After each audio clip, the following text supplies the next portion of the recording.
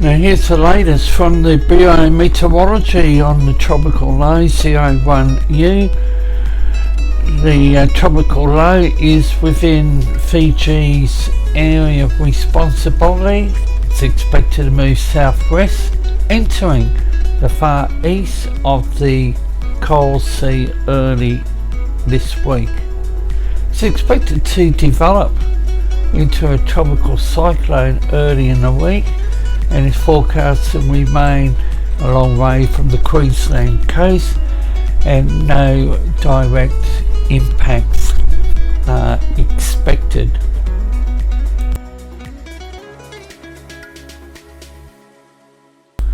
The Joint Typhoon Warning Centre has issued a Cyclone Formation Alert on the system.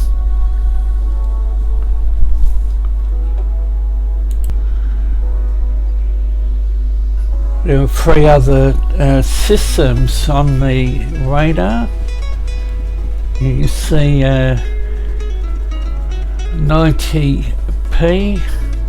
Vanuatu is also on board the tropical system. Area convection events at 90p was located near 7.1 degrees south, 169.3 degrees east. Its updated position is 7.4 degrees south, 168.8 degrees east. It's about 525 nautical miles east-northeast of Holyoa, Solomon Islands. Satellite imagery depicts a consolidating, partially exposed low-level circulation centre with persistent deep convection and formative banding in the northern and eastern peripheries. An ASCAT-C image reveals sparse 30-knot winds south of the circulation centre. Environmental analysis indicates that 90p is in a favourable environment for development with good outflow aloft. Low 10 to 15 knots vertical wind shear, 29 to 30 Celsius sea surface temperatures. Global models are in good agreement that the Invest 90p will track southwest and continue to develop over the next 24 to 48 hours. Maximum sustained surface winds estimated at 25 to 30 knots, and minimum sea level pressure is estimated to be 1005 millibars, and that is dropping. The potential for the development of a significant tropical cyclone within the next 24 hours is high. So that is the position of the Joint Typhoon Warning Centre. They are not a public entity. They are part of the US Defence Department.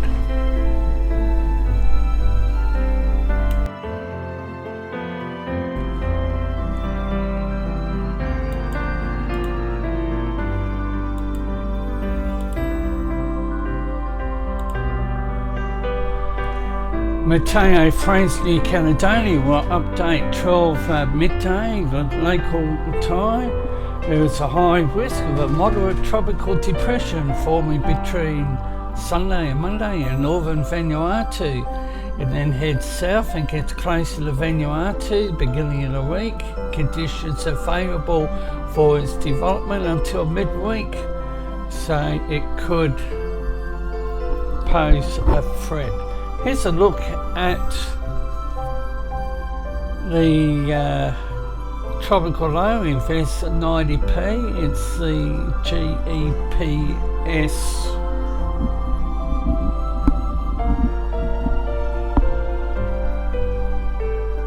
Fiji is yet to officially name the system, although other agencies has tagged it as Cyclone 01, but that'll be clarified in coming hours.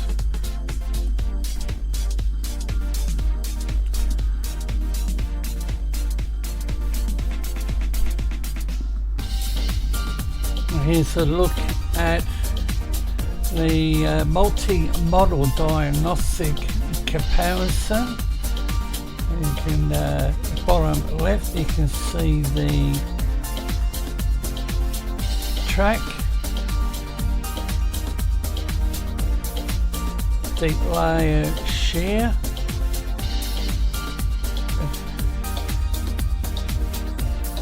sea surface temperature has dropped about 1 Celsius or 1 degree. It was 30-31, and according to the Joint Typhoon Warning Centre, it's now 29-30. Here's a look at the Himalaya 9 satellite imagery. Also keeping a close eye on what's taking place over Tasmania, where there are several warnings in place, including severe weather warning for 3 states. The GFS, precipitation and pressure, and a key component of where this cyclone is likely to head is the pressure systems. The Canadian model, and now total precipitation. Information, bottom of the screen.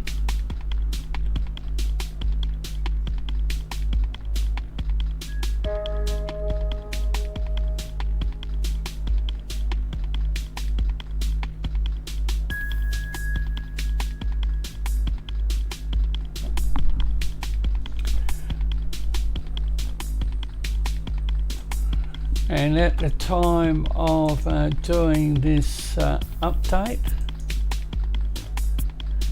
17 for Sydney, 12.2 Melbourne, 20.8 Brisbane, 17.9 Perth, 11.4 Adelaide, 13.1 Hobart, 10.6 Canberra, and 27 for Darwin.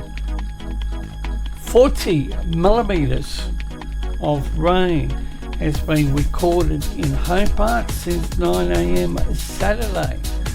They're also under a flood watch. Now here's pressure and wind. The wind speed is measured in knots. So 40.2 millimetres of rain recorded in the Hobart area. There's a flood watch. Sunny for Sydney, showers becoming windy Melbourne, sunny Brisbane, partly cloudy Perth, the same for Adelaide, shower to Hobart, mostly sunny for Canberra, partly cloudy for Darwin.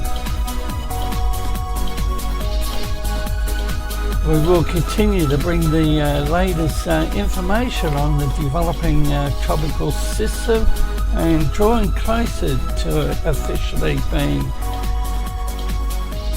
declared as a cyclone by Fiji Met.